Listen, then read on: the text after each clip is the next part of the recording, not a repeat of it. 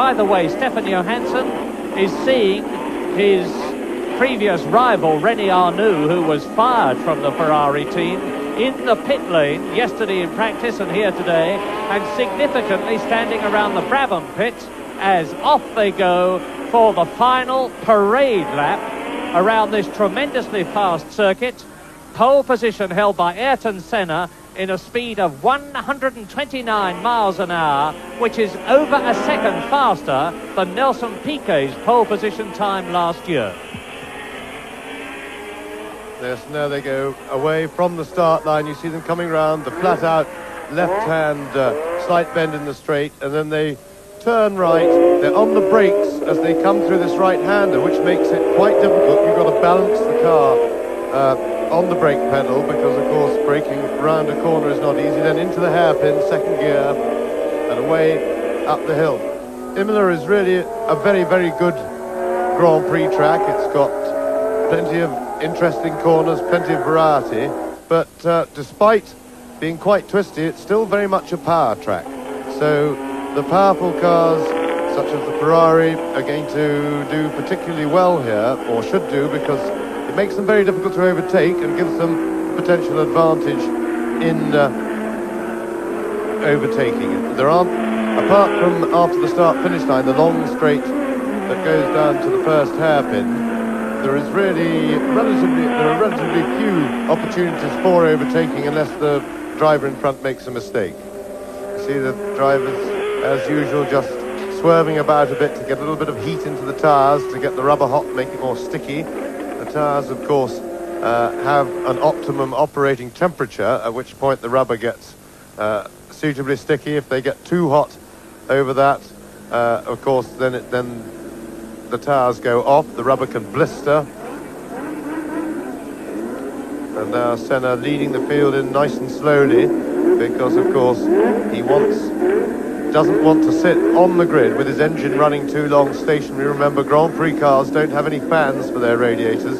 They depend on movement through the air to keep cool, and of course the clutch tends to drag as well, and you don't want to sit in neutral and then hope to put the car in gear just when the red light comes on. That's too late with only 3 or 4 seconds, because they're quite difficult to get into first gear. So Senna will want the field, he paces the lap round being the pole man, he'll want the field well bunched up behind him as he comes up to take his position on the grid, to stay there for the minimum amount of time. They're coming round now the last left, right, left complex, the chicane before the pits.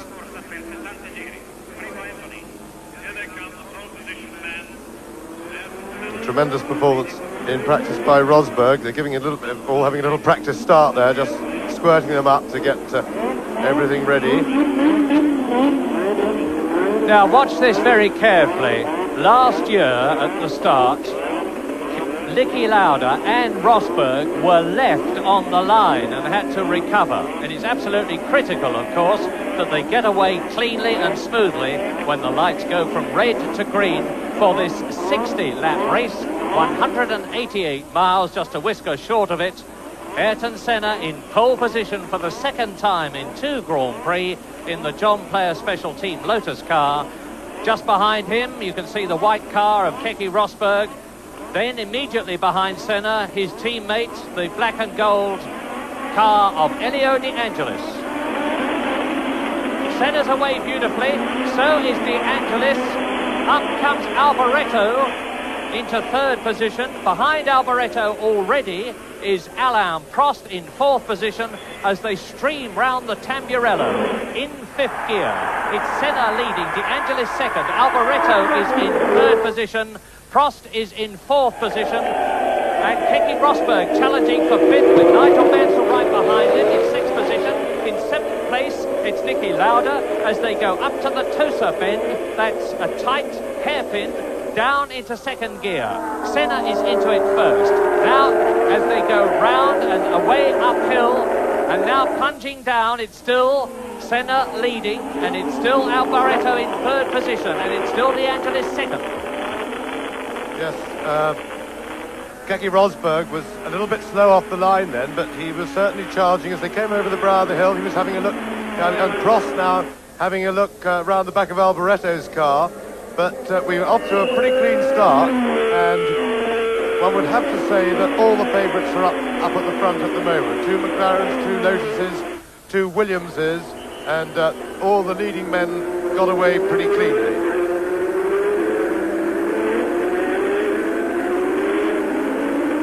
But bad news for Jonathan Palmer and his followers.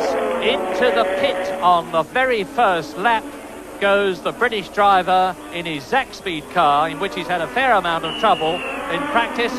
But it's Senna leading, De Angelis second, Prost right up with Alboreto. Behind Prost is the Williams of Keke Rosberg. Behind Rosberg is Niki Lauda. And now, are we going to see the beautifully balanced McLarens, which always go better during the race than they do during practice on account of the fact that they can't use a very high boost during practice, come up through the field? Well, Prost is in third position now as he goes up the left, up the hill towards the Rettifilo into Tosa. He's in fourth position, and there he is, Alain Prost, second in the World Championship last year, who won this race in 1984. And Prost will be looking very hard for a way round Alboreto at this stage of the race, because he knows from the previous 2 Grand Prix, to say nothing of last year, that the Ferrari is potentially quicker in a straight line than the McLaren. And Alboreto has lost a little bit of ground already to the 2 Lotuses, so Prost will be anxious to get by him and get that problem out of the way. And watch Keke Rosberg. There he is, and you see the 2 stabs of flame as he goes down through the gears on the overrun from the turbos of his Honda-powered Williams, and Keke Rosberg is in 5th position. And the race order now is Senna, the pole position man, winner in Portugal, leading. His teammate De Angelis right up with him in 2nd place. There is Alboreto, 4th is Prost, 5th is Rosberg, then there's Nigel Mansell, there he is. So both the Williams cars are in the top 6 as De Angelis, now Alboreto with Prost. I was going to say tight up behind him, but he's not tight enough up behind him to start to challenge Alboreto in the Ferrari for 3rd position. Senna, De Angelis. The 2 John Player Special Team Lotus cars with their V6 Renault engines. You can see the gap for yourselves as the yellow-helmeted Ayrton Senna from Brazil, only 25 years old, the 2nd youngest driver in the race, leads his teammate De Angelis. That was a marvellous shot coming out of the chicane of Elio De Angelis, drifting the car, beautifully controlled, riding up the curve, which of course, being banked up like that, helps arrest the slide of the car. And the Lotuses really do look beautifully balanced on their chassis. The cars look very nice to drive, and De Angelis, who after all has been number 1 at Lotus for a couple of years now, or sort of performing as number 1, will be giving everything to try and stop the surge through to seniority of Ayrton Senna. Of course, Senna won the last Grand Prix with a flawless display of driving in the wet, and De Angelis in front of his home crowd. This must be a very, very important race to him indeed. Into lap 4, race order. Senna and De Angelis leading. You are looking at them. Alboreto is 3rd, Prost is 4th, and there they are. Keke Rosberg is 5th, Nigel Mansell is 6th, the 2 Williams 5th and 6th. Niki Lauda, the world champion, is 7th. Nelson Piquet, and the leading Pirelli-tired driver, is in 8th position in his Brabham BMW. 9th is Thierry Boutsen, 11th is Chiva, 10th is Chiva, 11th is De Cesaris, and in 12th position Riccardo Patrese. And in 19th position is Martin Brundle in the Tyrrell. Derek Warwick in the Renault is 16th, and the first 4 are very closely bunched together, and we are now on lap 4 in this 60-lap race. The 2 John Player Special Team Lotus cars, the black and gold of Senna and De Angelis, leading the Scarlet Ferrari, leading the red and white Marlboro McLaren of Alain Prost. 1st, 2nd, 3rd, 4th, virtually together. G3 means Giro 3, which is lap 3. Number 11 is Elio De Angelis, number 12 is Senna, and so on. Those are the race positions that you see or saw at the bottom of your screen. I have a slight distant inkling that Senna may have gone off a little bit too quickly and just got his tyres a little bit too hot, because he went off at a scorching pace and the three following cars have really come back to him. De Angelis had a little bit of air and he's now been pressing Senna for a couple of laps, and there is one of the Renaults. It's Derek Warwick, who's had a dreadfully fraught practice, a very, very unhappy man on both Friday and Saturday, distinctly concerned with the performance of his car, and now he's gone off. Wow, De Angelis is harrying his teammate Senna, just ahead of Alboreto, who is third in the Scarlet Ferrari, and as you can see, fastest on the track now, 1:33.9, which is 0.6 of a second off Nelson Piquet's lap record. And into the pits comes Stefan Beloff in one of the Tyrrells, and the first three are now very closely bunched, and it looks to me as though the fastest man, you know the fastest man is Alboreto, and you can see it because he's easing away a little from Alain Prost in fourth position and starting to close on the two black and gold cars in front of him, Senna and De Angelis, first and second. Lap 5. Well, they're not hanging around because to be 0.6 outside the lap record so early in the race, when they've still got probably 200 litres of fuel on board, which puts the weight of the car up by something like 50%, that's really going. And it's quite extraordinary this year. It's always the same in Grand Prix racing. They make new regulations to slow the cars down. This year, the main difference is that they have smaller wings, and that looks like an engine blow-up for one of the Alphas. I couldn't see which one. That's Riccardo Patrese. But they slow them down year after year with bits and pieces, little adjustments, and taking some of the rear wing away as they did after last year should have slowed them down. But here they are on a track where grip is very important, going as quick as ever, if not faster. These are the four fastest men, with Prost gaining on Alboreto, and the gap between Prost in fourth place, as we look at Leonhard Berger, the Austrian driver in his BMW-powered Arrows, the gap between Prost, who is fourth, and Rosberg, who is fifth, is now 4 seconds. So the race is definitely between these four cars. Ayrton Senna leading in the dry, just as convincingly as he led in the wet at Estoril for the Portuguese Grand Prix 2 weeks ago, leading his teammate Elio De Angelis. And by the way, it is not appreciated by everybody that the reason Elio De Angelis dropped back through the field to fourth position in Portugal was because he actually had a slow puncture in one of his front wheels, and that's Mauro Baldi in the Spirit car. He had a pretty bad race, and Berger has come into the pits, and that's one of the Brabhams. It looks to me like Francois Hainaut, indeed it is Francois Hainaut, right across the track. I don't know where, but thankfully the marshals are getting him out of the way. I think it's on the incline up to the Aqua Minerale bends, and behind his helmet you can just see the TV camera from which we are hoping to see pictures later on. Senna leads, De Angelis second, Prost right up with Alboreto in third place. Those four pulling away from Rosberg fifth, Lauda sixth, Piquet seventh, Mansell eighth, Chiva ninth, Boutsen 10th, De Cesaris 11th, Johansson in 12th position, Warwick is in 15th place, and Brundle is 19th.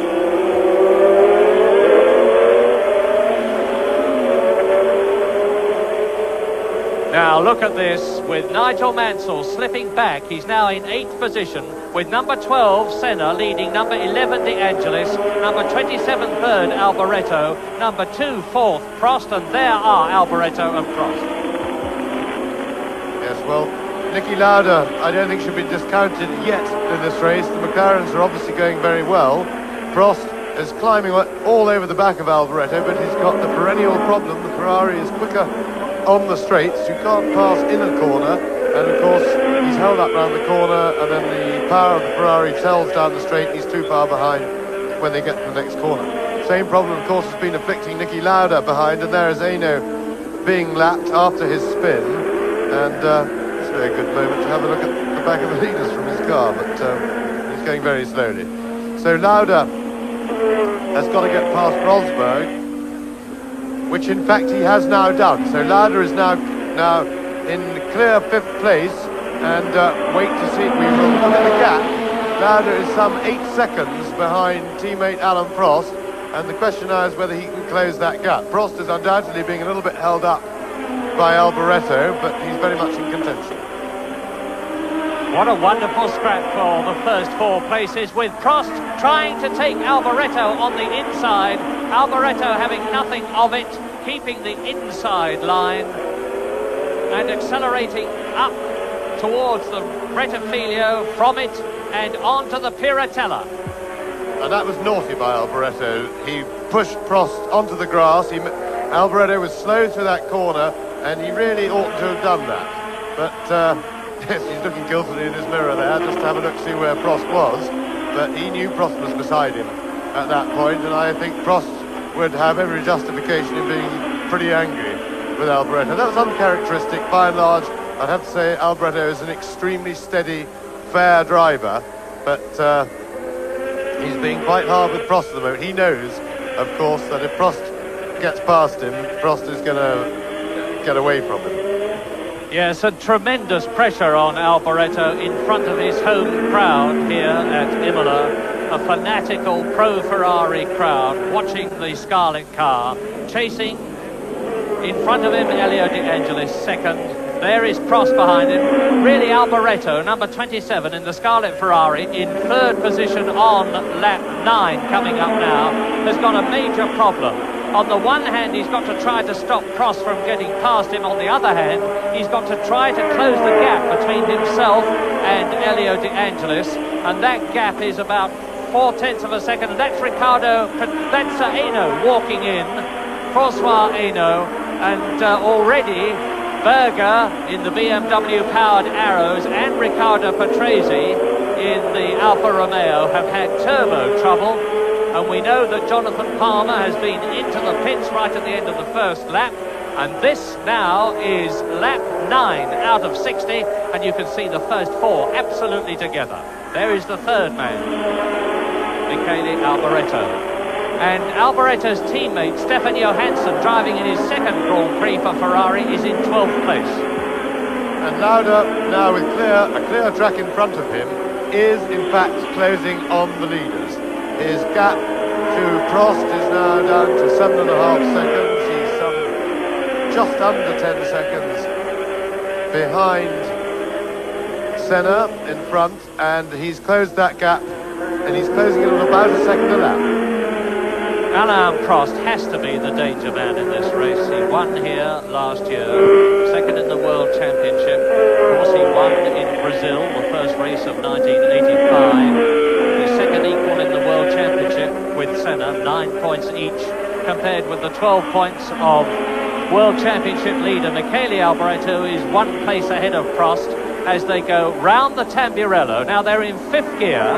From here they go very quickly indeed at about 180 miles an hour up the Rettifilio, under the bridge, and then down into 2nd gear at about 95 miles an hour for the double left-hander at Tosa. Then they start to climb at about 150, 160 miles an hour up to the left-hander under the bridge here. Now they start to go downhill. There's Niki Lauda. They start to go downhill, down the Piratella, onto the Acqua Minerale, a new chicane that was built into the circuit to slow it down. And that car you saw behind Niki Lauda then was Nelson Piquet, and that is very interesting because Piquet has come through the field.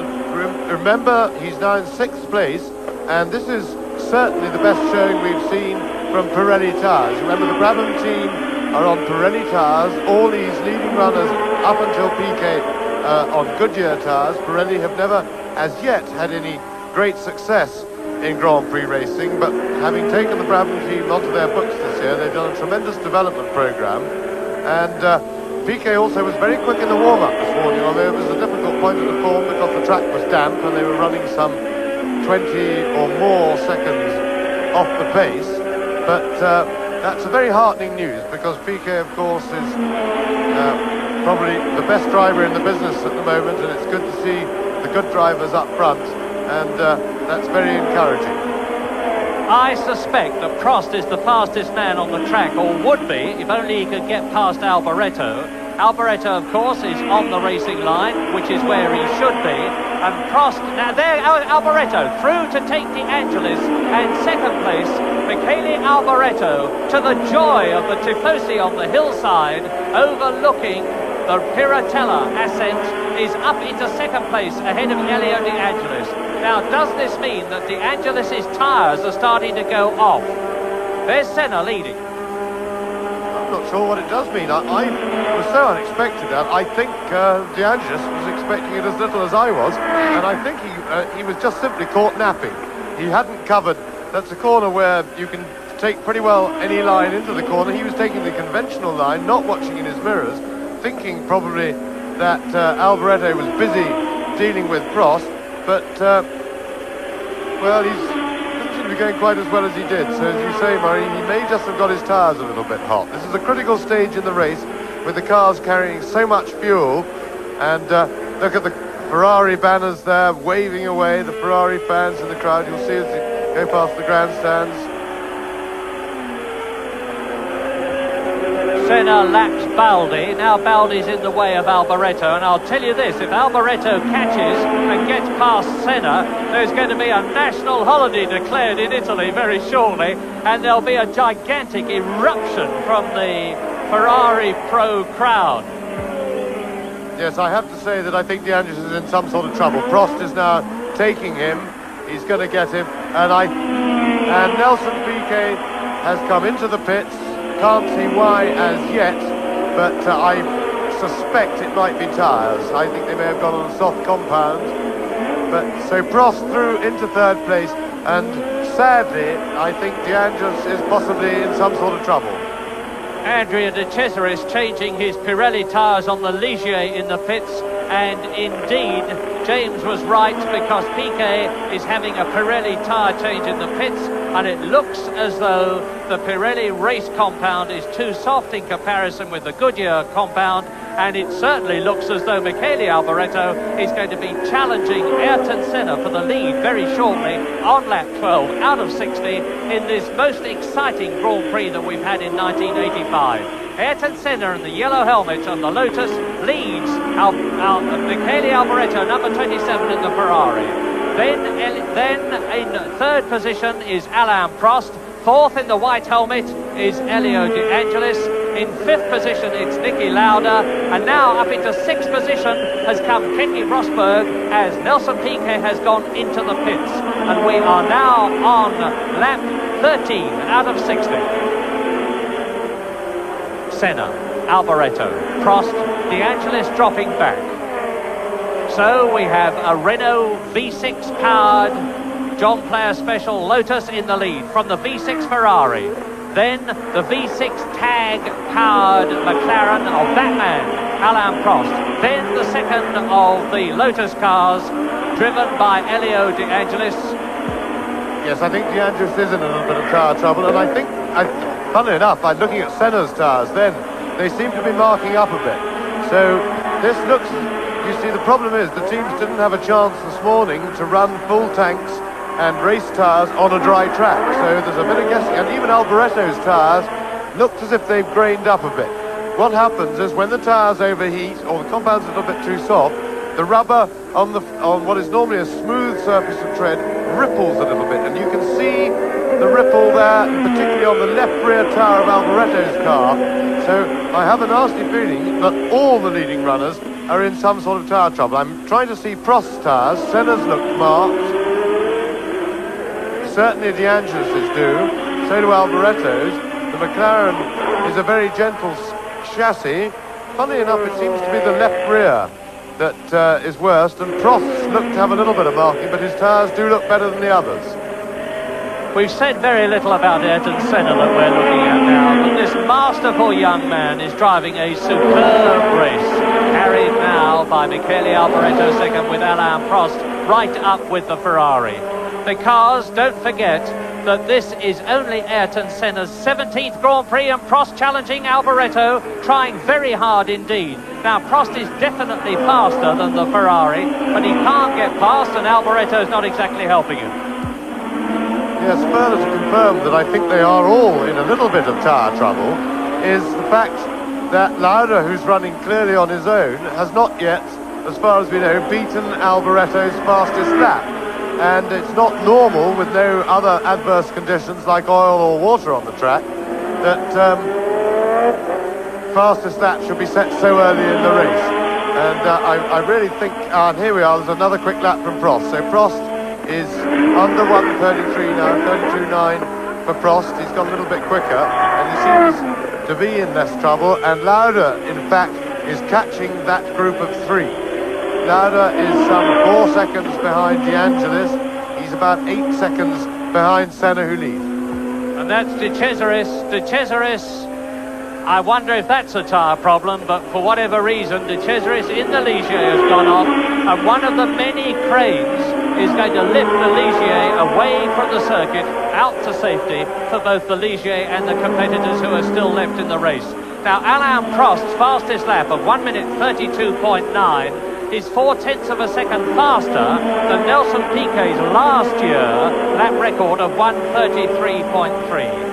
So, De Cesaris helmet off, and now we have three cars together with Elio De Angelis dropping back and with Niki Lauda in 5th place gaining on him, and it's Senna leading in the Lotus, it's Alboreto 2nd in the Ferrari, it's Prost 3rd in the McLaren, up the Rettifilio into the Tosa Benz, and that is Mauro Baldi in the Spirit, out of the race. I can't remember ever seeing Alboreto drive block so determinedly. A little while ago, as they came down the quick straight, Prost was right up his tail and well placed, and we saw once again Alboreto move over and block Prost's line, and to the point where he's being almost outside the code of practice. And he was, because we've already seen him push him onto the grass once when Prost got alongside him. So Alboreto, but of course, in front of his home crowd, I don't suppose he'll come under much criticism for that. And it's very heartening to see Ferrari going so well again, and a driver of Alboreto's ability in a good car and up there fighting it out. And in the second Ferrari, Stefan Johansson has moved into 7th position past Nigel Mansell in the Williams. This is lap 15. Race order, Ayrton Senna leading, Michele Alboreto 2nd, Alain Prost 3rd, there they are. Then it's Elio De Angelis 4th, Niki Lauda 5th, Keke Rosberg 6th, Stefan Johansson 7th, and Nigel Mansell in 8th position. Boutsen is 9th, Chiva 10th, Tolbeg 11th, Jacques Lafitte is in 12th position, Derek Warwick is in 14th place, Martin Brundle is 16th. And Lauda has caught Elio De Angelis and is now challenging De Angelis for 4th place, and it's important from Lauda's point of view that he should get past him quickly, because you'd think it would be good. And that's the remains of De Cesaris' accident. A very neat piece of reversing into a parking slot there, although he did adjust the parking slot a bit. But it's important to Niki Lauda to dispense with De Angelis very quickly, because De Angelis is definitely in trouble. I suspect it's tyres, but not serious enough trouble to be easy to pass. And Niki is catching the leaders, but he doesn't want to be delayed. And by the way, Andrea De Cesaris went off at the Tosa Benz, which was where Martin Brundle had his accident yesterday. 12 Senna leads 27 Alboreto. 3rd position 2 Prost. 4th 11 De Angelis. 5th 1 world champion Lauda. In 6th position number 6 Keke Rosberg. 7th Johansson. 8th Mansell. 9th Boutsen. 10th Chiva. Now there's the Tyrrell Ford, the only non-turbocharged cars in the race, and watch these turbo cars eat it down the straight. They're just going to drive right past him. The power difference is really huge. The power difference, something like 300 horsepower, which means 25 miles an hour on the straight, and Prost is now going for Alboreto, all over him, to the left, to the right, and Alboreto holds his line in his 2nd place. Well, that was really a moment. Unfortunately, we lost the shot just at the critical moment, because how Alboreto fended Alain Prost off then, I was really convinced that Prost had got him. But this is stirring motor racing from these two drivers. Yes, we haven't seen a Grand Prix like this for a long time, with 3 of the top drivers in 3 different cars absolutely together for the first 3 places. Ayrton Senna, and there is Piercarlo Ghinzani in the new Osella in the pits after a very rewarding practice, 9th fastest in the warm-up this morning. And now, after 16 laps, Senna, Alboreto, Prost, De Angelis 4th, Lauda closing up in 5th place. Keke Rosberg is still 6th, with Stefan Johansson starting to challenge in the 2nd Ferrari.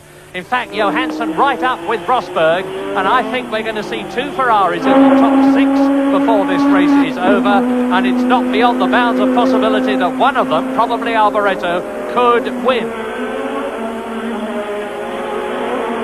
You can see that Johansson there is ahead of Keke Rosberg, so Johansson is up into 6th position. Yes, and Senna is holding them off, but not very comfortably. As yet, he hasn't really been challenged because Alboreto is a lot busier defending his 2nd place than attacking Senna's lead. But I don't think that's going to last. And the strongest man on the track, I have to say, at the moment looks to be the old story, the McLaren of Alain Prost. It's not terribly quick on the straight line, but I'm keeping a good eye on the tyres because I just glimpsed at Prost's tyres then, they look to be marking a bit as well. But McLaren, we know their reliability is good, we know they can run on full power for the full distance without having to conserve fuel, and Prost really looks very comfortable. Lauda is still stuck behind De Angelis. No, Niki Lauda has now got past Elio De Angelis. He's up into 4th place. There's a gap of only about 6 seconds between world champion Niki Lauda chasing his teammate number 2 there, Alain Prost, who is in 3rd position. And the old fox, the man who has driven in more Grand Prix than anybody else currently driving, the world champion, is on his way to close the gap between these 3 and himself. These 3 being Senna, who has just completed his 18th lap out of 60, chased by Alboreto 2nd, Prost 3rd. Lotus leads Ferrari, leads McLaren. 4th position, McLaren of Lauda. 5th position, Lotus of De Angelis. 6th position, the Williams of Rosberg. 7th, the Ferrari of Johansson. So there has been a change there.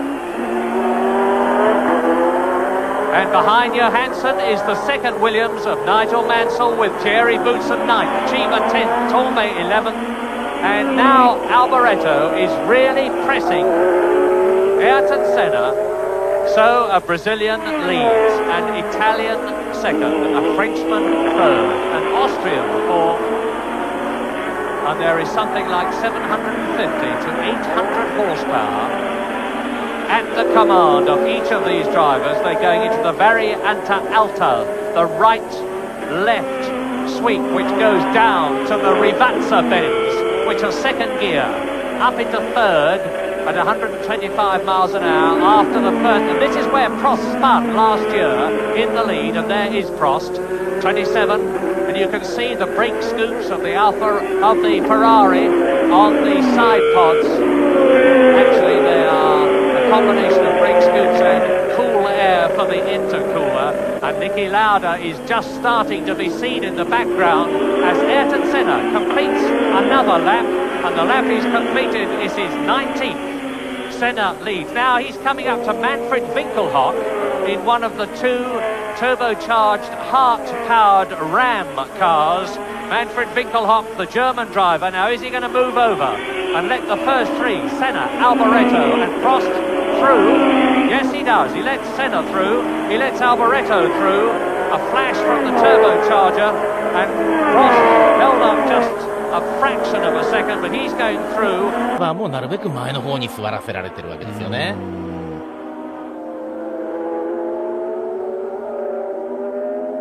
And gaining. De Angelis slipping down through the field, 5th but still in the points. Rosberg is in 7th place because Johansson has now definitely passed the Williams, and Stefan Johansson in the Ferrari, the Swedish driver, in his 2nd Grand Prix for the Maranello concern, is in the points. Yes, Niki Lauda now is definitely catching the leaders. under 5 seconds behind teammate Alain Prost, only 7 seconds approximately away from Ayrton Senna. So Niki Lauda has done his usual trick, not qualified as well as his teammate, but settled in with the race car very well, taken his time getting into position, and now Niki Lauda is very much in contention. And we'll be watching, as you will, what the gap is as we look at Stefan Johansson. There is Johansson, little leaf. You can see the green leaves painted on his helmet. He's called Little Leaf because his father, Leif Erik Johansson, was Big Leaf. Pretty corny, but there we are. So Johansson in 6th position, now trying to close the gap between himself and 5th place man Elio De Angelis, but it's a long gap. It's 20 seconds. It's not a 20-second gap between Senna, the leader, and Alboreto 2nd. There it is, and there is Prost 3rd. This is absolutely 10/10 Grand Prix motor racing into the Acqua Minerale bends and up to the Variante Alta. Yes, and the good news is that these 3 leaders are extremely well matched for performance. Senna has not really been challenged or threatened as yet for the lead, but you can see that Alboreto is having no trouble keeping up with him at all. What he is having trouble in doing is getting close enough into that turbulence that the car in front always makes, the hole in the air when the wings don't work on the corner, and you get less downforce. He's having trouble getting close enough to him to attack him and overtake him, and in the meantime Prost is in the same situation. So we've got 3 leading cars, and now you see how close Niki Lauda is now. That was Niki Lauda in the background, and he's really hauling them in very fast. So we're going to have a 4-way fight for the lead, and the cars are very evenly matched, which is going to make overtaking very difficult, and therefore tactics mighty important. What an entrancing, intriguing, riveting race this is, because the first 3 are also the leaders in the World Championship. Because Alboreto, who is second in the race, leads the World Championship, and Senna, who is leading the race, and Prost, who is 3rd in the race, are second equal with 9 points in the World Championship. Niki Lauda, of course, is really being stung into action because he failed to finish at both Brazil and Portugal, as Alboreto is now really pushing for the lead, and Niki Lauda in 4th position but gaining needs points. Yes, and Alboreto actually had a look to see if he could get down the inside and outbrake Senna into the chicane there. He didn't really have much of a chance, but that's the first time so far in this race that Senna's lead has come under any sort of real attack. So, Alboreto is now more concerned with attacking for the lead than with defending his 2nd place from Prost behind, and he's, the last 3 or 4 laps, he's been closer to Senna than Prost has to him. You see how close Lauda is behind now. So Alboreto beginning to look for a way around Senna. And Nelson Piquet is starting to move up through the field again, having changed his Pirelli tyres. He is in 10th position now. The race order: Senna, Alboreto, Prost 1st, 2nd, 3rd, Lauda gaining 4th, De Angelis 5th, Johansson 6th. Those are the World Championship point scorers at the moment, and Prost is going through this time. Prost is going to take 2nd position, or is he? He is not. Well, that was the left-hander at the Tosa bends, and if Prost could get past Alboreto, he would very quickly, I suspect, be up with Ayrton Senna in a masterly display of driving. 30-year-old Alain Prost from Saint-Croix in Switzerland, although of course he's French. This is his 76th Grand Prix. He's won 17 of them. He's trying to make it 18. Alboreto doing his best to stop him. Willed on by this enormous patriotic Italian crowd. And Prost right front almost clips Alboreto's left rear. Yeah, the problem Alboreto's got now, I said he was starting to look around it, but I think Alboreto's in a bit of trouble and Prost is through. So Alboreto, difficult to say what the problem is, but he certainly seemed to slow a bit, and he was blocking everywhere he could, but Prost has finally done it, and I anticipate, and there of course is Lauda in the background getting very close. See there's little puddles left over from this morning's rain, but of course the racing line is dry, but Prost was forced off the racing line there to drive round. Alboreto. That almost looked like a bit of gearbox trouble. It looked as if he missed a gear. But Lauda is on top of Alboreto now, so Alboreto is in definite trouble, and it looks mechanical. I suspect that Alboreto slowed right down, and he looks like it's quite serious. I thought at first it was gearbox, but it's hard to tell from here. But certainly that looks like the end of Alboreto's race, certainly as far as contending for the lead is concerned. So, two McLarens now, looking very much like a carbon copy of last year, with the exception of the fact that Ayrton Senna is out in front of them, and they're about to join battle because Senna is not going to get away. Well, if it was going to be a national holiday if Alboreto got into the lead, it will be a day of mourning tomorrow if he goes out of the race, because he really has driven a superb one, and it's obviously some sort of a car problem that's caused him to be passed by Niki Lauda. And now Prost is going to try and set about Ayrton Senna. The gap between Prost and Senna is about 1.6 seconds. This is a 60-lap race. They are on lap 24. So now it's Senna leading, Prost second, Lauda third, and there, very much in flames, is Jacques Laffite's Ligier.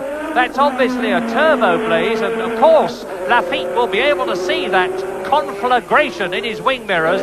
He is coolly parking the car somewhere safe, but he's going to be out of it like a cork out of a bottle in just a moment as Senna completes another lap. Now you can see the gap, and that is Alboreto still running, but being passed by Winkelhock. Now, since the Ram is miles an hour slower than the Ferrari, that indicates the trouble that Michele Alboreto, the Ferrari #1 driver, is in, as Winkelhock, who is now in 14th position, goes through, and into the pits comes Michele Alboreto, having been right up to second place. Let's see what happens. There's no sign of the tyres being changed. The clock is being run as an automatic procedure to see what the tyre change time would have been, but it's totally irrelevant, because to the gloom and despondency of the crowd over his left shoulder, although the tyres are being changed as a matter of routine, Michele Alboreto looks to me as though he's out of the San Marino Grand Prix. Well, he's certainly out effectively anyway. Well, Alboreto's demise then gave Ayrton Senna a little bit of a breathing space, and Prost was away a bit, and really Prost is surprisingly, with the difficulties having of getting back that little bit of air, and if anything Senna has extended the gap. So Senna, probably driving a very good tactical race, is now really, he saw the gap behind him and he's done the right thing. I think he's really pushing at the moment. He's probably happier about his tyres, because remember, we felt they were all in a little bit of tyre trouble early on. But of course, as the car gets lighter, also the volume of rubber on the tyres as they wear gets less, and so they retain less heat. The car isn't so heavy, and so if you have tyre problems early in the race, if you can just nurse them through that spell, and there goes Alboreto out of the pits, out of contention for a major place in this race. And it's all down to Senna now, as Alboreto leaves the pits on new tyres, with the label still on. Those are the white marks, so you can see they never bother to take them off because they're very rapidly scrubbed off. It's all down to Senna now. And is that a Ferrari touring in the background? Yes, of course it is. It's Alboreto, who is touring in to retire, and Johansson has passed his teammate, and it's all down to Senna, there he is, to try to prevent the McLaren steamroller from taking over again, as it did in Brazil, the first race of the year. And Niki Lauda, with everything to gain by catching and passing his teammate, is now charging for second place. There is the second place man, and you've just seen the caption, which indicated that Niki Lauda is the fastest man on the track, and he's catching Alain Prost. There are no team orders, I repeat, no team orders between Prost and Lauda in the McLaren team. And Niki Lauda, knowing that Alain Prost already has 9 points, second in the World Championship, equal with Senna, will definitely be trying to get ahead of his teammate. And Lauda slowed right down then in the chicane before the pits. Lauda appeared to slow, and you see he's now gone from the picture. I just saw him slowing then. I thought maybe he'd missed a gear through the corner, but that looks like trouble for Lauda, and at the moment I'm afraid we can't see from our commentary position where he's gone or what's happening. We'll just have to rely on what we see on our monitor here. But Prost is now closer to Senna than he has been ever since Alboreto forced him back a little bit when he started to slow. Incidentally, Alboreto's problem apparently was some ignition problem. They changed the spark box on the engine. He's gone out again to see if that's cured it.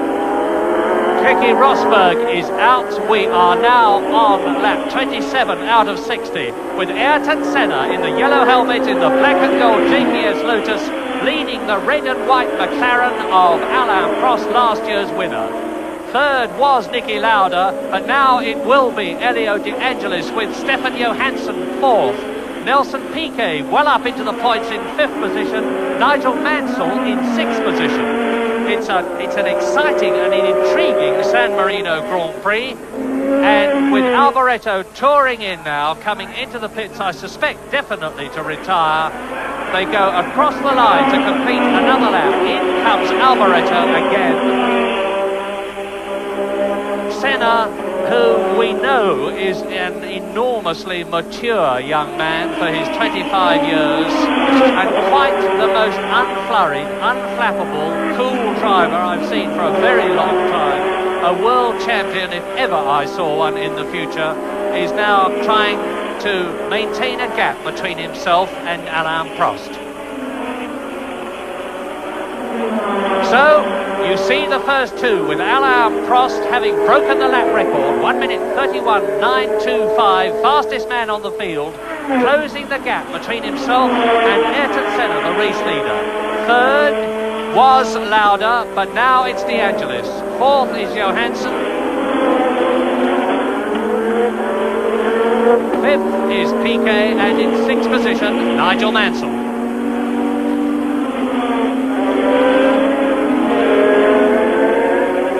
Lauda, who we saw drop back in the background coming to the pit straight, is in fact still running in third place and sounds quite healthy. He dropped back quite a long way, so I really don't know what went wrong with his car. I have to suspect that he had no gears for some reason, but as he went past at the end of the next lap, I had a quick look out of the window and his car looked and sounded fine, and he had held that bit of gap that he lost. So we're going to watch Lauda carefully and then see what sort of problem he's having. Yes, let's just check again. Ayrton Senna is leading, Alain Prost is second, and you can see how close they are, with Niki Lauda some 11 seconds behind. Then Elio De Angelis, fifth is Johansson, and sixth is Piquet.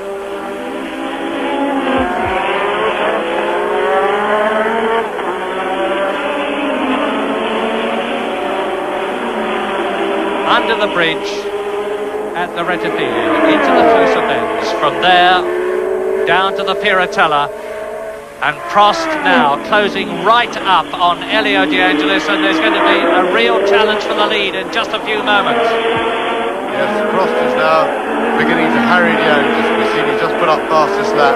He's obviously, what tyre troubles they appeared to have. The tyres were a little bit marginal in the early part of the race. I think we... プロストに対してセナがどう戦うのか。で、大体プロストに追われたドライバーって、例えば、87年のポルトガルのベルガーなんかもそうですけど、はい、こうミスをしたりとか、それすごくこうミスを誘うプレッシャーかけますよね。で、これに対して、まだデビュー2年目のセナがどこまで耐えられるのかなっていうのが、その先ほども言いましたように。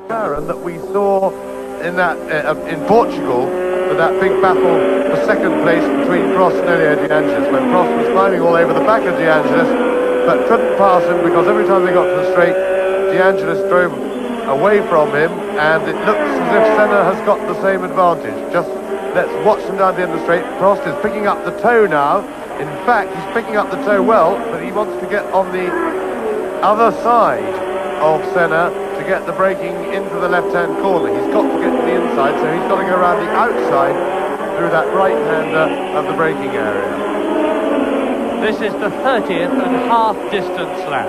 The gap between these two, Senna and Prost, first and second, and Niki Lauda, who is third, after some sort of problem is 12 seconds. Lauda is 5 seconds ahead of Elio De Angelis, who is 4th, who is 12 seconds ahead of Johansson, who is 5th, who is a long way ahead of Nelson Piquet, who is in 6th position. Nigel Tombe is in 10th place. Warwick is up to 11th place. Manfred Winkelhock, a lap behind, is in 12th position. Martin Brundle is in 13th place in the non-turbocharged Ford-powered Tyrrell. But all eyes, naturally and understandably, are on this superb battle between 25-year-old race leader Ayrton Senna in the Lotus and 30-year-old Alain Prost, second in the World Championship last year. And these two are equal in points in the World Championship, 9 each. Prost won in Brazil and Senna won in Portugal. Prost looks to be very well placed this time, better placed than on the previous lap. And it's a question really of whether Senna is going to make room for him. We really are looking at the wrong thing. And, well, we missed all the excitement there, I'm afraid. But what happened was obviously Senna took the outside line round the right-hander in order to be placed to push Alain Prost the long way round when they got to the left-hand hairpin. In the meantime, behind them, Niki Lauda, after that rather strange hiccup in his progress, has got going again and is holding the gap, although he's some 11 seconds behind Alain Prost at the moment. The man that you saw retiring was Philippe Alliot in the Hart-powered Ram. You're watching the battle for the lead between Senna and Alain Prost. But there is a terrific battle going on further down the field, and I hope we'll see it, for 7th place between Nigel Mansell in the Williams, between Gerhard Berger in the Arrows and Eddie Cheever in the Alfa Romeo. And now, on lap 31, it's Senna, Prost, Lauda, De Angelis 4th, Johansson 5th, Piquet in 6th position, Mansell, Boutsen and Cheever 7th, 8th and 9th. Tombe is in 10th position, and everybody up to, but not including Tombe, has been lapped by the leaders, and Ghinzani is now being lapped in the Osella by Senna and Prost. And that could be the break that Prost needed, because I think Ghinzani held Senna up a bit, although in fact Prost isn't as close, quite as close there as he was on the previous lap. So, but Prost isn't going to pass him going that side. He's going to have to try and jump him after the right-hander and into, as they're hard on the brakes for the left-hander. Very difficult situation, but he can't quite get himself in the position he needs. And of course Senna always has the right to force him the long way round, which he's doing very well indeed. Little crooked-nosed Alain Prost, the professor they called him, and still do, because of the way he applies himself to his motor racing. He's no more of a professor than the very serious-minded Ayrton Senna, who is one of the most professional racing drivers I have ever met, notwithstanding which he's got a very good sense of humour. And they're carving their way through the tail-enders now, and as James has just said, if Senna puts a wheel wrong passing one of these tail-enders, provided Prost is close enough, and he's not quite close enough at the moment, as they come down to the Rivazza again, and it's Martin Brundle that they're catching now. Brundle, who is in 12th position, 1 lap behind in the Ford-powered Tyrrell, in good shape after his very frightening-looking accident yesterday. And if Senna puts a wheel wrong, getting past Brundle or any of the other men that he's lapping, it could be Prost's opportunity, because certainly Alain Prost is close enough now. Yes, he was beautifully placed through there. You watch the Lotus, of course, Senna gets his foot on the power a little bit earlier, but Prost is well placed in the tow again, but he only seems to be able to get half alongside the very aerodynamic Lotus, and I don't think that's going well. He's not, a lot of pushing time, but Senna still has the inside for the corner, you see, and that is Alain Prost's problem. Senna is doing everything right in front. Prost is potentially quicker than him, but Prost, having a look now, they're all over each other. And this is really tremendous stirring stuff. They're both, Senna, despite his relatively new arrival on the Formula One scene, believe me, is a very experienced driver, very experienced at wheel-to-wheel racing, and he was had a reputation sometimes when being challenged for the lead in Formula 3 of being a little bit hot-headed, a little bit overprotective to his lead, but I think we're looking at a more mature Ayrton Senna now. That was a couple of years ago, but Prost is giving him every ounce of pressure he can. both of these men brought up in the very hard, competitive world of kart racing. Senna second in the World Championship twice. Prost the next kart European champion. But Senna withstanding the enormous pressure that the more experienced Grand Prix driver, Alain Prost, is applying to him in an incredibly matured way. And the Gérard Ducarouge designed chassis powered by the Renault engine is standing up to the John Barnard designed tag powered McLaren extremely well. Now there's another tail-ender coming up. It's one of the Renaults, and it's Patrick Tambay. Patrick Tambay in the Renault he's in 10th position, and he's going to be caught and passed very shortly by the Renault-powered Lotus. That's rubbing the salt in the wound a bit.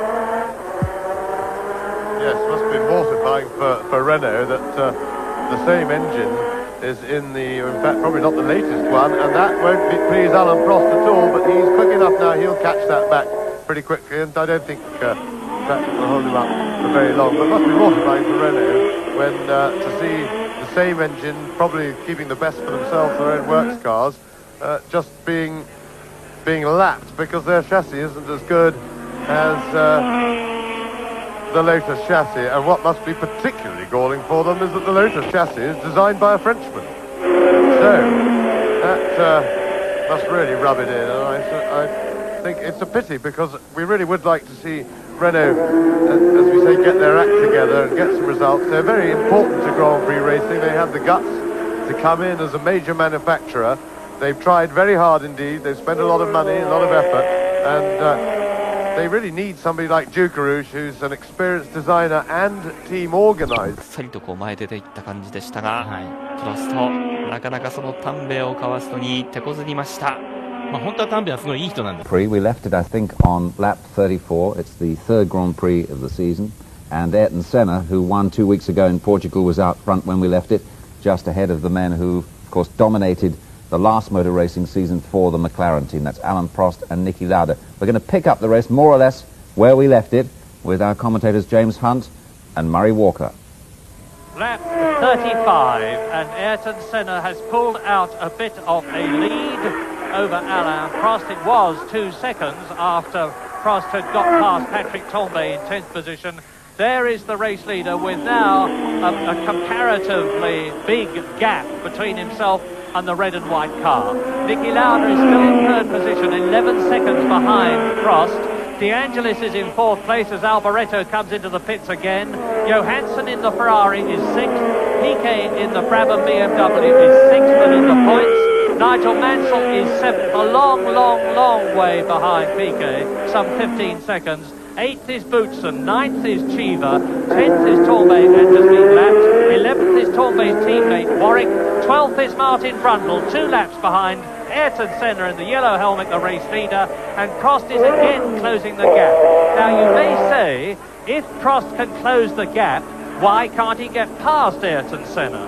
Well, to use a cliche we've used many times before, and the Ferrari is now out, Alboreto has definitely retired, and to use a cliche we've used many times before, it's one thing to catch, it's another thing to pass.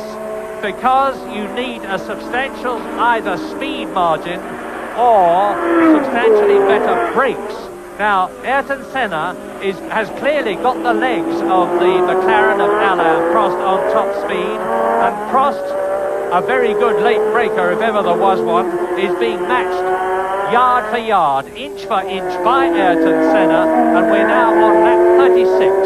Senna, Prost, Lauda. Lauda is back to 4th position, and Elio De Angelis, as I talk to you, has retaken 3rd position.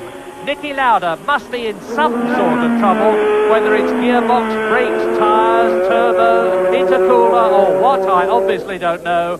But nevertheless, the great Austrian world champion is down a place into 3rd position.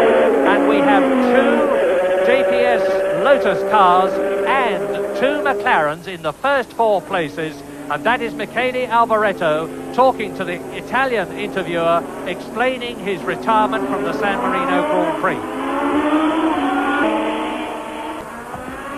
And I'm sorry if I misled you, Niki Lauda is now in 4th position with Elio De Angelis 3rd. So the two black and gold JPS Lotus cars are being sandwiched. No, there goes the leader, Senna. 2nd, Prost. 3rd, De Angelis. 4th, Lauda. 5th, Johansson. 6th, Piquet.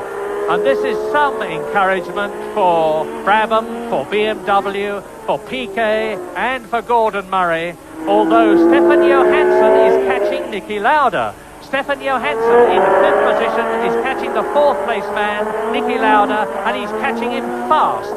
Hopefully we'll see it soon.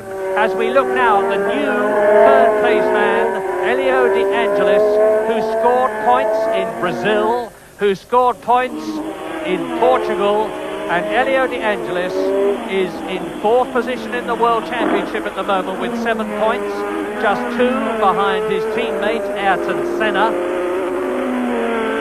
And the race now is coming up to 2/3 distance. We're on lap 37. It's a 60-lap race. 40 laps is 2/3.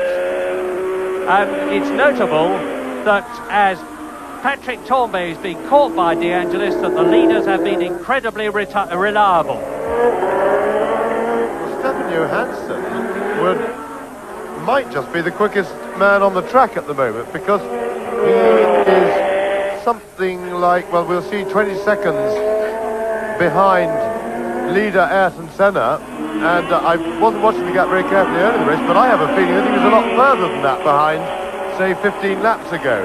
So Johansson seems to be catching everybody at the moment. He's got a lot to do.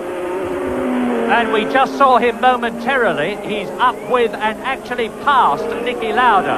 Stefan Johansson in the Ferrari in only his 2nd Grand Prix. There he is for the Italian team.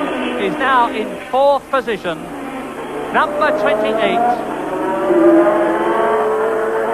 The man who's fought so hard for a good Grand Prix drive. He was to be the lead driver for the Toleman team this year, only for Toleman not to be able to get any tyres in a most incredible situation.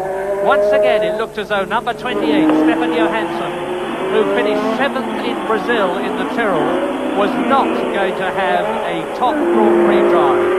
Then the magic phone call that every Grand Prix driver dreams about, the call from Maranello to say from Commendatore Enzo Ferrari, come to join my team. And he did just that.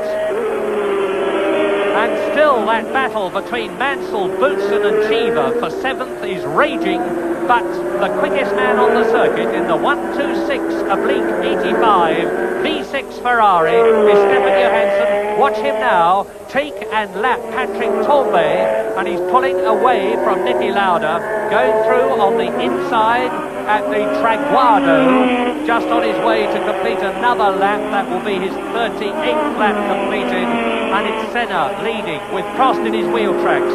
De Angelis up to 3rd, Johansson that you're looking at up to 4th, Niki Lauda down to 5th, Nelson Piquet is still 6th, Mansell 7th, Boutsen 8th and Cheever 9th, with those three, Mansell, Boutsen are together, and Cheever virtually together.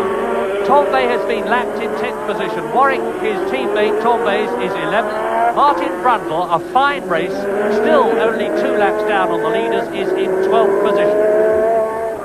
Another fact that augurs well for the season of Grand Prix racing is that Nelson Piquet and the Brabham is having far and away the best performance that Pirelli tyres have ever had in a Grand Prix, because although he had to stop and change tyres early in the race, he has rejoined. He's some 50-odd seconds behind Ayrton Senna only, and when you take into account the fact that he will have lost probably at least 30 seconds with his slowing down, with his decelerating and accelerating, and the time to change the tyres for that stop, this is a very encouraging performance by the Pirelli tyres, and most important it is, because I think Grand Prix racing needs to have the top men there, and Brabham are a top team, and Piquet is the top driver.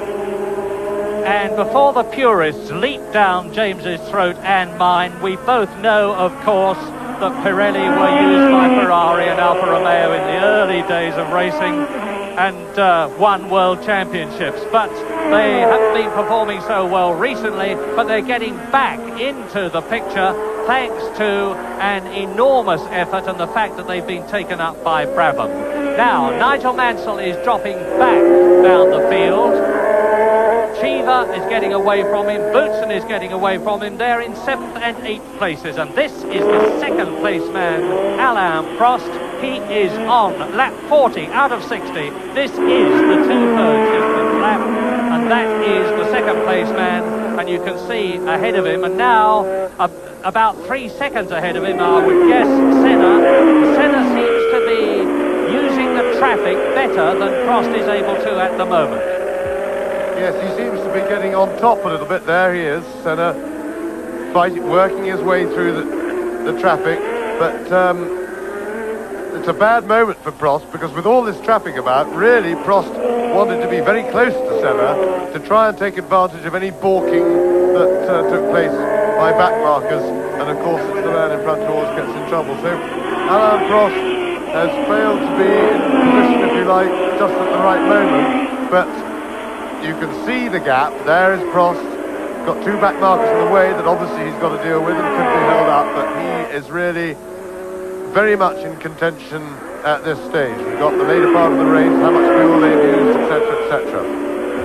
Yes, those 2 back markers are Mansell and Cheever, and you just saw Prost slipping past Cheever. But now Ayrton Senna is some 4 seconds ahead of Alain Prost, who not so very long ago was tucked up underneath his rear wing. There's Senna, the leader, and he's now on his 41st lap. This almost superhuman young man, 12 Senna the leader, 2 Prost second, 11 De Angelis is in 3rd place, 28 Johansson 4th, Niki Lauda is still 5th, Keke is in 6th position, and Johansson is closing fast on the 3rd place man, Elio De Angelis. There's De Angelis. Now, you may see Johansson in a moment. Yes, just saw the caption in the corner of the screen there. That was 20 laps to go. And Stefan Johansson, there he is. He's very close to De Angelis now. And although he is actually catching Ayrton Senna and Alain Prost out front, I don't think he's catching them quick enough, particularly in view of the fact that he's got De Angelis to deal with, plus several back markers between him and the leaders that he still has to get past. I don't think he's catching them fast enough at the moment to be a threat for the lead, but we will wait and see, because he's certainly been flying in the second half of the race. Yes, amongst the useless information I'll give you is that Stefan Johansson is actually a qualified chemist, and he's not putting that to much use at the moment, but my goodness, he's catching De Angelis.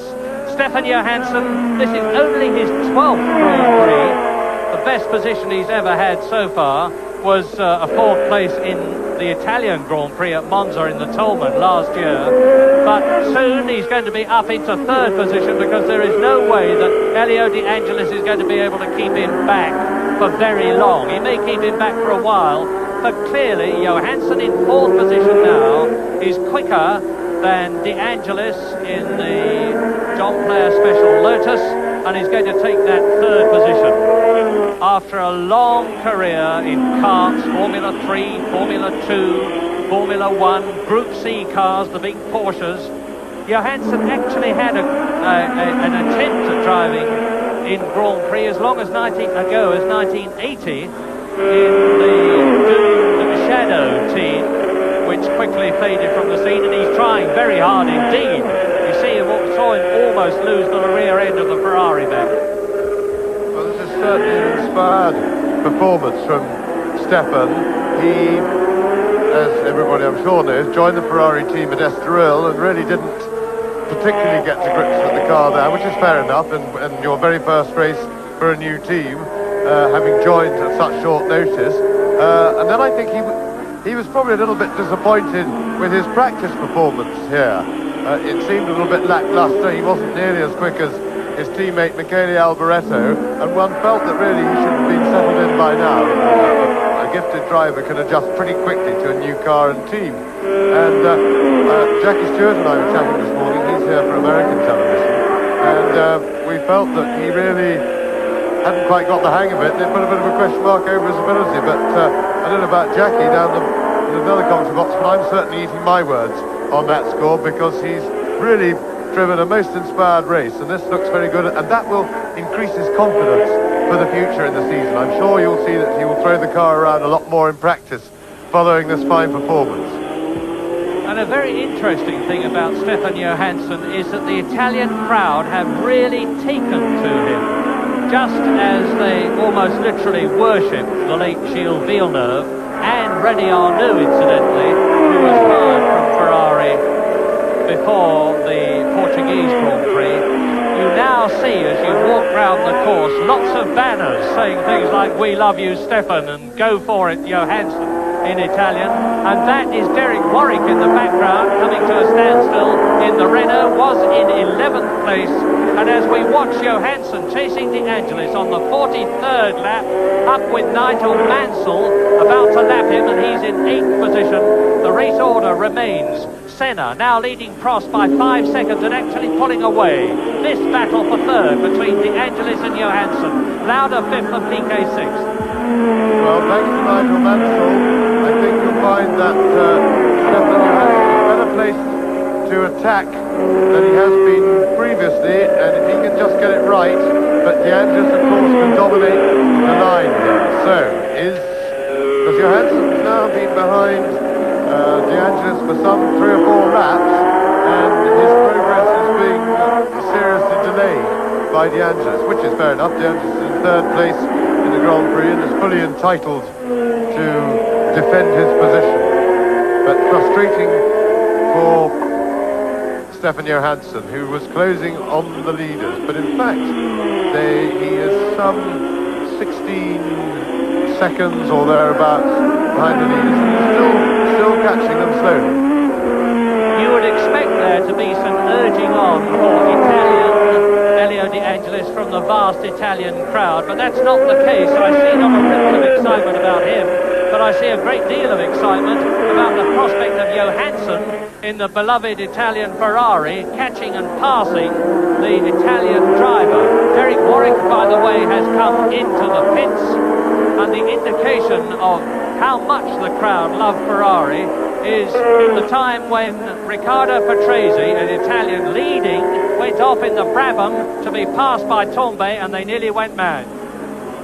Now, up front, there's an interesting situation developing, because Prost is starting to slip back, which must mean he's in some sort of trouble, and slipping back that slowly, one must always suspect tyres. He may just have worn his tyres a little bit too much in all that early, first of all, his big battle with Alboreto, throwing the car about, trying to pass him, and then, of course, in his attempts to get past Senna, because when you're very close to another car, it slides more, you get more tyre wear. So, Johansson, we're speculating now, but Johansson, if only he can get past De Angelis, could, well, start challenging Prost for 2nd place, as Prost comes back and Johansson goes forward. Yes, the gap at the present moment is 9 seconds between Prost in 2nd place and Johansson in 4th, with De Angelis right in front of him. And we're on the 45th lap out of 60, and you can work it out for yourself. The lap times are approximately 1.5 minutes, a bit less than that, but in round figures, that's what it is. So that will give you an idea of how much time and distance Stefan Johansson has got to try and get past Elio De Angelis, who, as James says, is certainly not cooperating to let Johansson pass, but why should he? And he's driving perfectly fairly, is De Angelis. So it's the John Player Special Lotus cars 1st and 3rd, with Senna leading, Prost in 2nd place, now 7 seconds behind Senna. De Angelis is 10 seconds behind Prost in 3rd position. Johansson, you can see for yourself, is breathing all over De Angelis' gearbox in 4th place. Niki Lauda is now some 30 seconds behind Johansson in 5th place. Piquet is still in 6th position, but has been lapped. And Boutsen, now as I talk to you, Boutsen has moved into 6th place in the Arrows BMW ahead of Nelson Piquet. So, again, with 15 laps to go, as indicated by the -15 in the top left corner of your screens, it's Senna leading Prost. De Angelis here, 3rd, leading Johansson 4th. Lauda is in 5th position, Boutsen is in 6th place, and so after all their efforts, the Jackie Oliver and Alan Rees and Dave Wass-led team are seeing one of their Arrows cars in the points again, in 6th place. Renault engine leads in Senna's car. Well, Stefan's beginning to have to look at other corners on the way around the track to see if he can find a way around, but he seems a little bit bereft of ideas on how to tackle this De Angelis problem, because the Lotus has got just enough down the straight, and he's not close enough here where he needs to, because he needs to be absolutely up De Angelis' gearbox as they come out onto the past the pits and onto the main straight, and he's far too far behind to challenge at this point. He was having a look as they came down the hill just before the final chicane, and I think he would have been better advised to have stayed in behind, kept it neat there, so that he could challenge here. But it's frustrating for Johansson in one way, because I'm sure that if he could only get past Elio De Angelis, he could have a very good run at Alain Prost, who is currently in 2nd place, and I think that he'd stand a good chance of catching him. I'm sure Prost is in a little bit of trouble. He certainly must be, because the gap is 8.5 seconds now between leader Senna and 2nd place man Prost.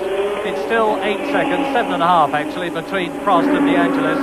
And a point for you aficionados who are watching is that Elio De Angelis is now coming up to lap some back markers and could get into trouble and let Johansson through.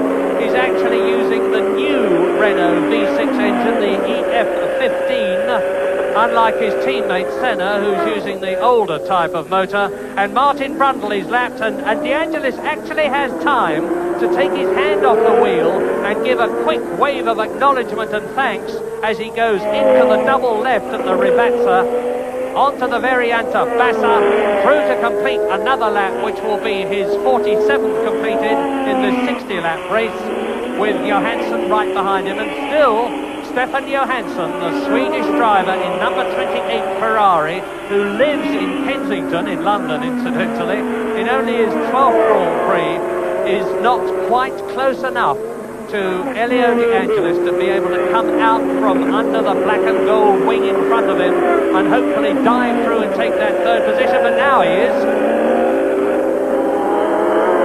And there's 1, 2, 3 cars in front of them. But on the hill, on the drag up the Rettifilio and into the closer bends, the grunt of that new Renault engine is clearly greater even than the Ferrari motor, because Elio De Angelis pulled out a few feet, a few vital and much needed feet. So 12 Senna leads, 2 Prost 2nd, 11 De Angelis 3rd, 28 Johansson 4th, 1 Lauda is in 5th position, and 18 Boutsen is in 6th place. You look down from the Goodyear airship on the battle between, on the right, De Angelis, on the left, Johansson. This is the Rivazza bends again. Very straight now into a right-hander, then into the right-left at the Traguardo. 2nd gear, 95 miles an hour. There's the right-left. Now into the left-hander, and the right-hander, which leads into the start and finish straight, and with De Angelis and Johansson catching those back markers, one of which is Nelson Piquet. Back marker, he said. Nelson Piquet is in 7th position, and he's right up with Boutsen. So the 6th and 7th men, Boutsen in the Arrows and Piquet in the Brabham, are being caught by the 3rd and 4th men, De Angelis and Johansson, on lap 49, with Senna and Prost still leading.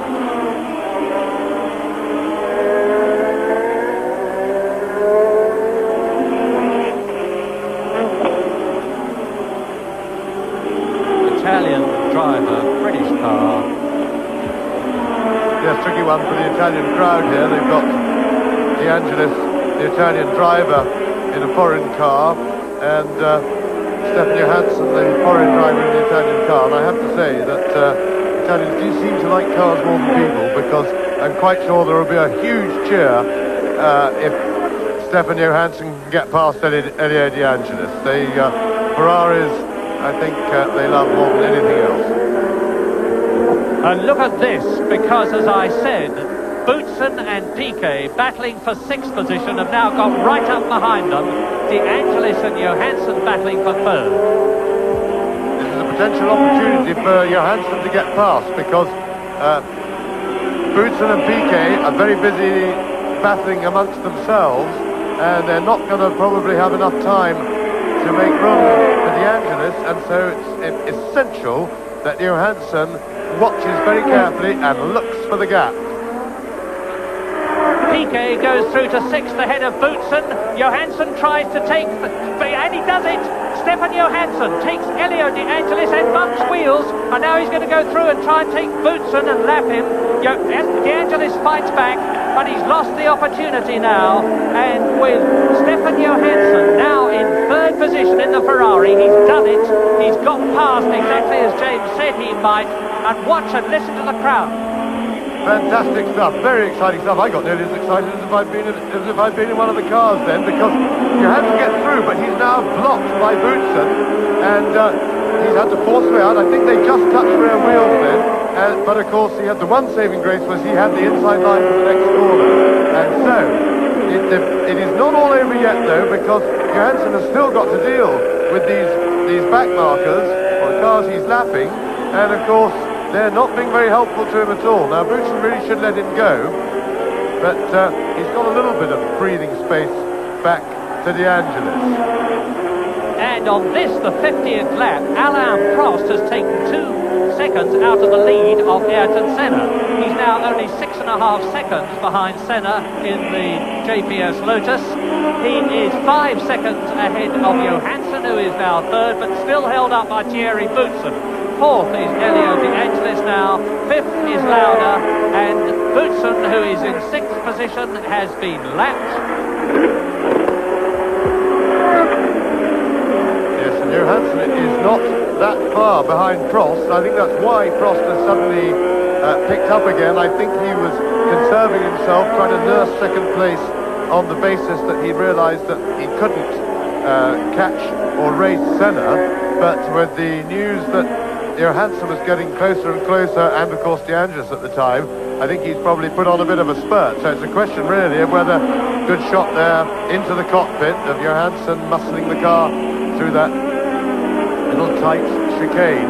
But we've got to see now. Piquet, I'm sure, and hope will be helpful to Johansson, let him through when he comes to lap him. But because if he's not, it'll be a problem, because the Brabham is very quick in a straight line, as we saw the way he went past Boutsen then. Piquet in 6th position, Boutsen in 7th place, Lauda 5th. Then De Angelis, but here is the race leader, Ayrton Senna, who has led from the very first lap, from pole position, right through to this, the 52nd lap, and barring trouble, and I emphasise that, with this now 7.5 seconds lead that he's got, must win his 2nd Grand Prix in succession, and if he does, I emphasise, Ayrton Senna will have 18 points in the World Championship. Alain Prost, who is currently on 9 points, will add 6, which will make 15. Michele Alboreto is out of the race, and he led the World Championship with 12 points, gets no points for this. So that would mean to say that only in his 2nd year of Grand Prix racing, after only 17 Grand Prix, Ayrton Senna, the race leader that we look at now, would be leading the World Championship. But there are still 8 laps to go, including the one that he's on. He's on his 52nd lap in this 60-lap race. And you see, as I drew to your attention at Estoril, the vortices spuming up from the rear wing of Senna's JPS Lotus as he goes down the descent to the Rivazza now. He's going into the left-hander, now the right, which leads him through to complete another lap, which will be the end of his 52nd lap. Ayrton Senna now the dominant driver in Grand Prix racing this year, without a shadow of a doubt, is demonstrating that even the mighty Marlboro McLaren team, which won 12 out of 16 Grand Prix last year, can be beaten. And it's a very, very happy return to the top of Grand Prix racing. And there, now let's identify, can we, that Marlboro McLaren. It's Niki Lauda. Niki Lauda is touring, so Niki Lauda's going to lose his 5th position, I'm sure, to Nelson Piquet, although there's a big gap because Lauda was a lap ahead of Piquet. He may just have to keep going in order to retain his 5th position, and that's one of the, it's the Alfa Romeo of Eddie Cheever. So yet again, for the umpteenth time in the last 3 years, and with their sponsorship under debate, the Alfa Romeo team have lost both their cars. There is the world champion going very slowly by his standards, incredibly quickly by anybody else's, as Senna goes round the left-hander, under the bridge. He's coming through now to the Variante Bassa, and then onto the Traguardo to complete yet another lap. How quickly he's reeling them off. This is 53 laps completed. 12 Senna leads. 2 Prost second, 28 Johansson third, 5 seconds behind Prost incidentally, and he's catching him. In 4th position it's the Angelis. 5th is Lauda, who has been lapped. 6th in the points, Nelson Piquet. 7th Boutsen, 8th Mansell, 9th Tombe. Then Eddie Cheever has just retired, so his 10th place has been taken over by Martin Brundle. A magnificent recovery after his big accident yesterday. Johansson goes through and takes Alain Prost. Stefan Johansson is up into 2nd place. Magnificent. Now, watch the Tifosi. See the hats and the arms waving in the background as Little Leaf Stefan Johansson, 28 years old, in only his 12th Grand Prix, only his 2nd Ferrari drive, makes himself the hero of Italy by going up into 2nd place and taking Alain Prost. And the gap now between Senna in the lead and Johansson, who is in 2nd position, catching Nelson Piquet, who is in either 6th or 5th. And look at the flags waving. So, can I check again? Yes, in the lead, Senna. In 2nd place, Prost. In 2nd place, Johansson. In 3rd place, Prost. In 4th place, Elio De Angelis. In 5th place, Nelson Piquet. And in 6th place, Niki Lauda. So Piquet is in 5th place. Niki Lauda has lost that place. And if he's not very careful, he will end up not with only 1 World Championship point, that's the World Champion of 1984, but no World Championship points, because Boutsen is catching in 7th place Niki Lauda. Yes, and Johansson really needs now to get past Nelson Piquet. I'm surprised, I think Piquet left room for him there, and I think really that Johansson could have nipped inside him. It certainly looked like that to me. Oh yes, Piquet's letting him go. Piquet, ever experienced, he knows what's going on. He is aware of the importance, and that is the battle for second place. You would have seen it on their pit boards, because you've got time to read other people's as well as your own as you go past the pits.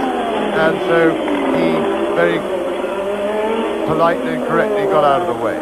So now Johansson has clear air. He's 10 seconds behind Ayrton Senna. He is definitely the quickest man on the track at the moment, but he's only got a few laps to do it, not enough probably. It's a question of he's got 5 laps in which to do it, so I don't think, even if Senna's in a bit of trouble with tyres, that he's going to catch him. I think Prost was in tyre trouble. I think his tyres must be very worn and tired now, because he didn't appear to be in any other.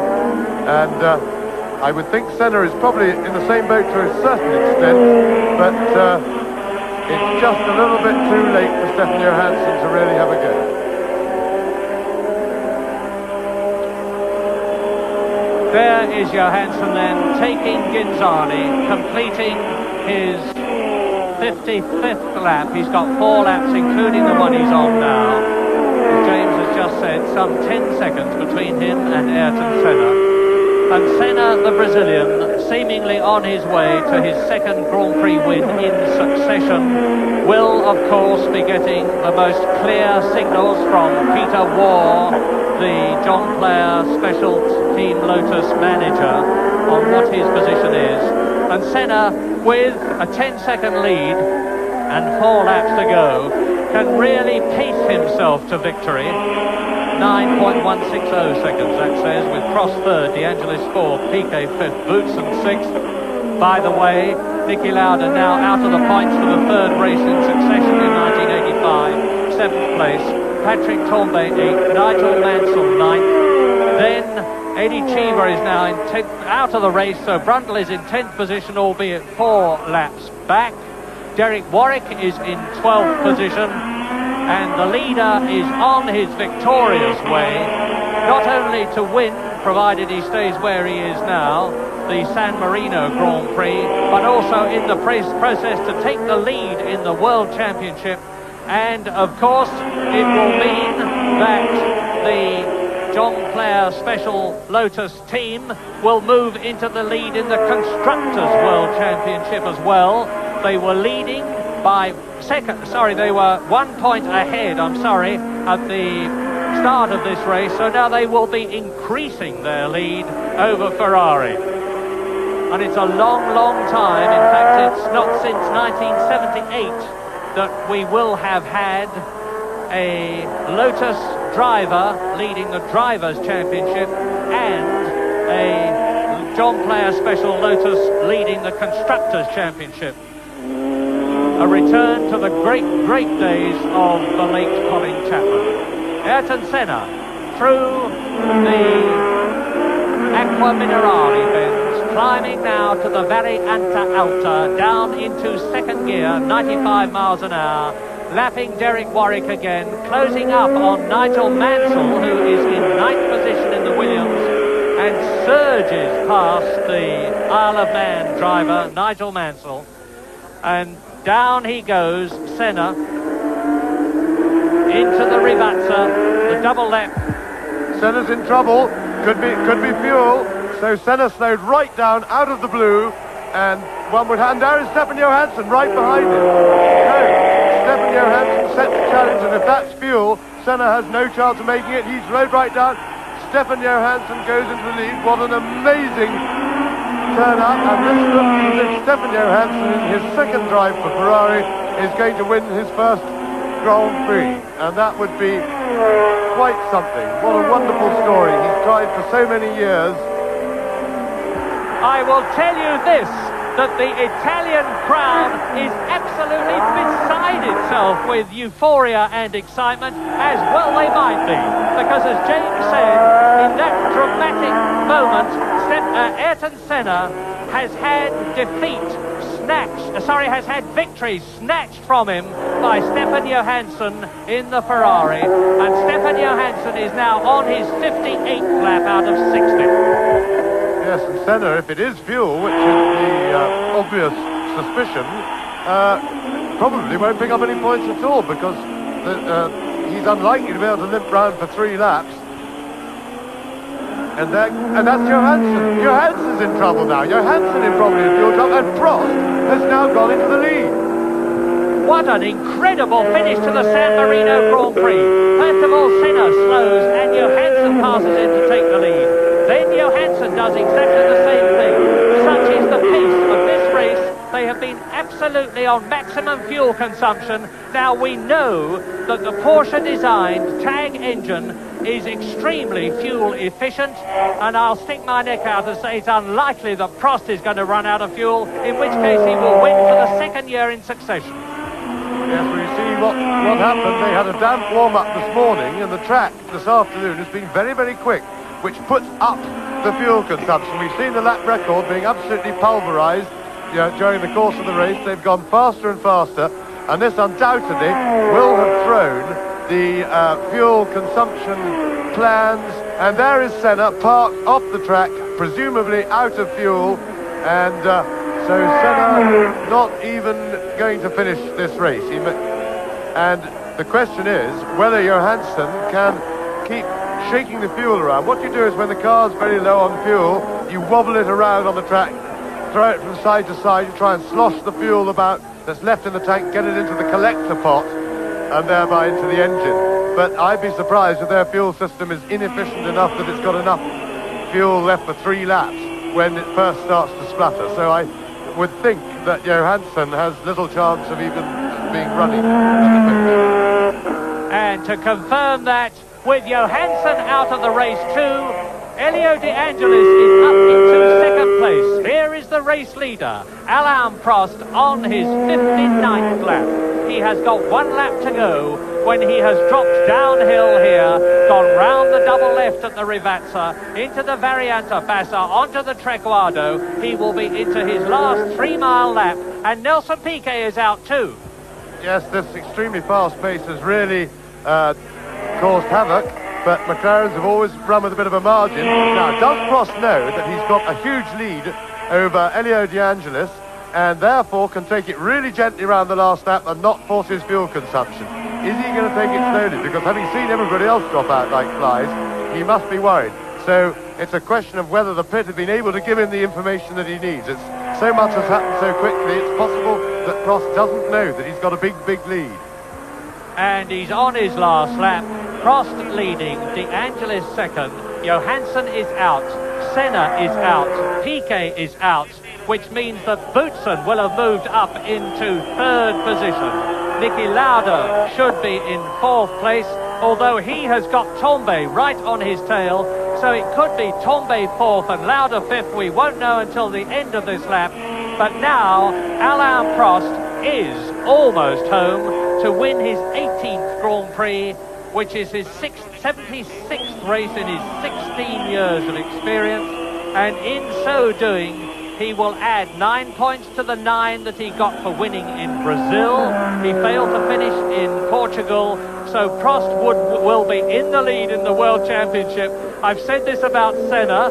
I wasn't going to say it about Johansson because he wasn't, but I've said it now about Prost, and Alain Prost has got a very short distance to go. He's only got now the Rivazza bends, the 2 left-handers, and then as he comes up to the Variante Bassa and the Trequardo, the right and then the left and the right-left again, he could kick out the clutch and coast home to the checkered flag and victory at San Marino, his 2nd of the year. He's going to do it. Alain Prost is going to win for the 2nd year in succession. Out of the last corner he comes, a victory he probably never expected to get, and Alain Prost is across the line, the winner of the 1985 San Marino Grand Prix. There is Elio De Angelis, 2nd position. So Elio De Angelis's perseverance has got him the 6 points for 2nd place, because he's already now finished in Brazil and Estoril. Thierry Boutsen has run out of petrol on the starting line as the checkered flag goes out for Elio De Angelis to finish in 2nd place. Boutsen was 3rd, and Patrick Tombe is a lap behind him, and Stefan Johansson actually smiling. Well, there is a man with courage and good humour.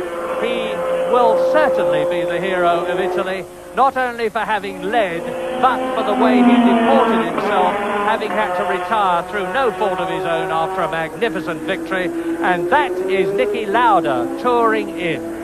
Now, very unofficially, with Boutsen. There's Boutsen pushing in. He's got his front wheels across the line. He's got to get his rear wheels across the line. And now he has done so. So Boutsen has finished. And it's really a matter of conjecture, with Johansson doubling in to receive congratulations and plaudits all round, and well deserved.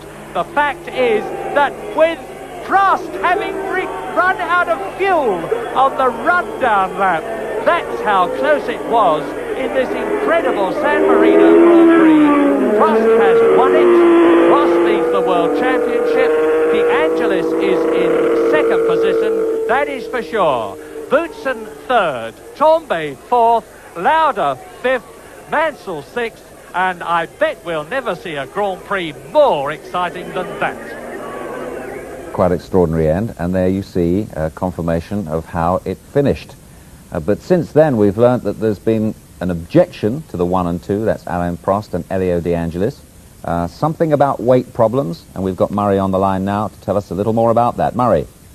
With the crowds pouring away from Imola in an exciting atmosphere of rumour and counter-rumour, there comes the sensational news that Alain Prost and Elio De Angelis, supposedly first and second in the San Marino Grand Prix, may both have been disqualified. For the regulations state that at the end of the race, the car, minus fuel, must weigh no less than 540 kilograms. Both Prost's and De Angelis' cars are alleged to weigh less than that. If that is so, Thierry Boutsen in the Arrows has won his first Grand Prix with Patrick Tambay second and Lauda third. But in this atmosphere, anything could happen. All I can tell you is that things are really exciting, to put it mildly, and stay tuned.